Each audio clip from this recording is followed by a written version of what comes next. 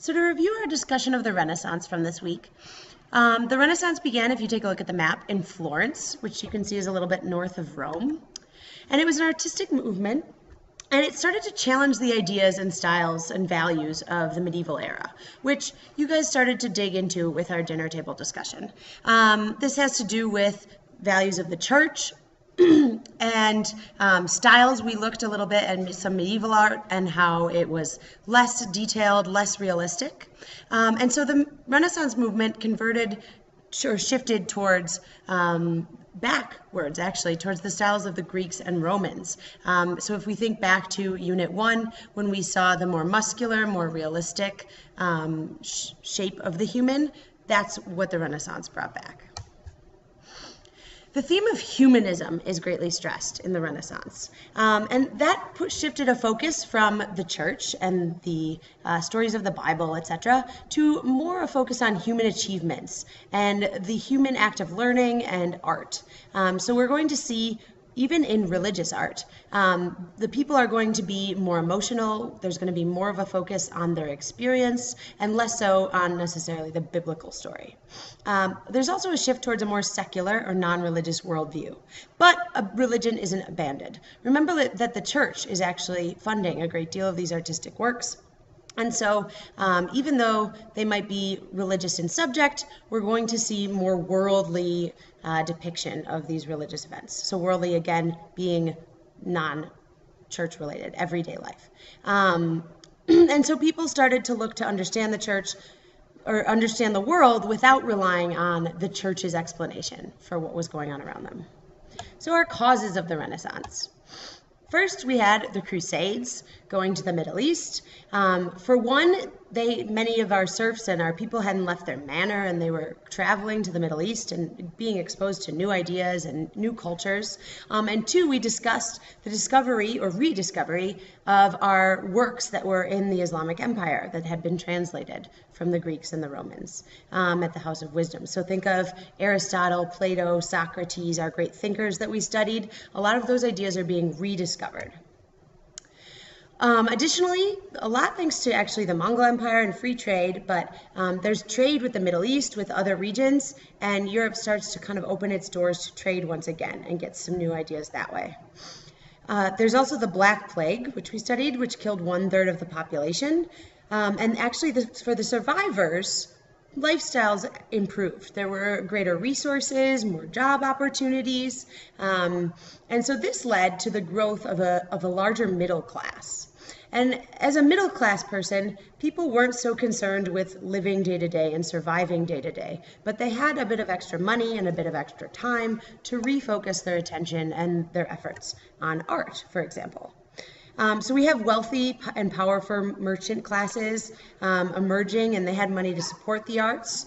Think of the Medici family was one example we discussed in class, and they become powerful in the government as well, but they're big funders of artistic efforts.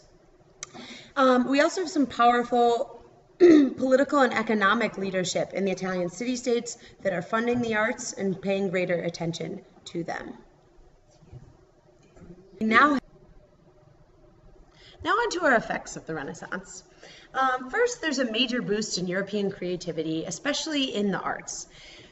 This is going to lead to a great deal of artistic works, but also it's going to lead to European curiosity, which, as you guys actually poignantly pointed out today, or noticed today, would lead to exploration. And a lot of our new Unit 3 events, how the world is going to become smaller. So it spurred exploration. Europeans wanted to go see what else was out in the world and learn about the world around them. There's this drive to understand everything, much beyond the Bible.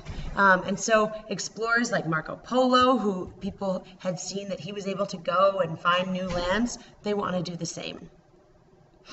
There's some political change as Renaissance kings increase their power. It's somewhat limited to Italy, but not huge, but the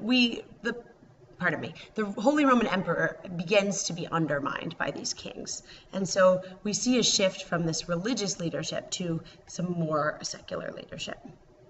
There's some growth of the middle class, but not much changes for ordinary people at first. Largely, it's the middle class who is benefiting from the trade and investing in the arts.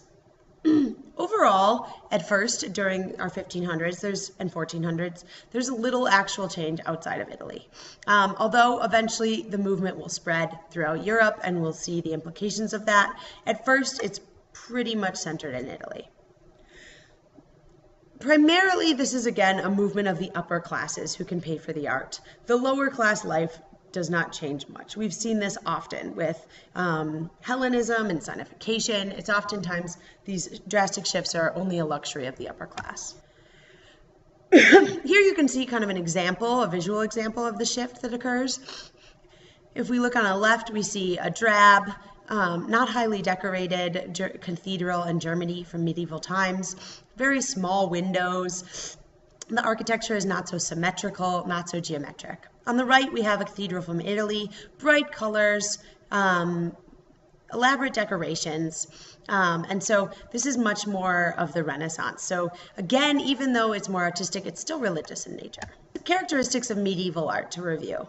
There's primarily one-dimensional figures. If you take a look, for example, at the rock cliff, it looks like it's going up the painting rather than backwards, but the intent was to make it look further back. Also look at the background, how flat and plain it is. It's almost like they're on the sun.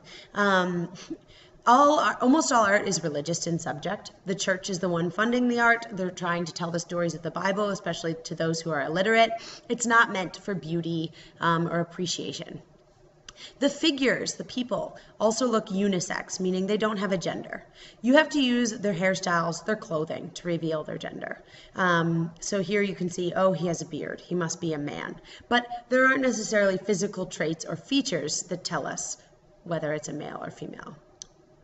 Why do you think this is? That's right, it reflects the values of the church.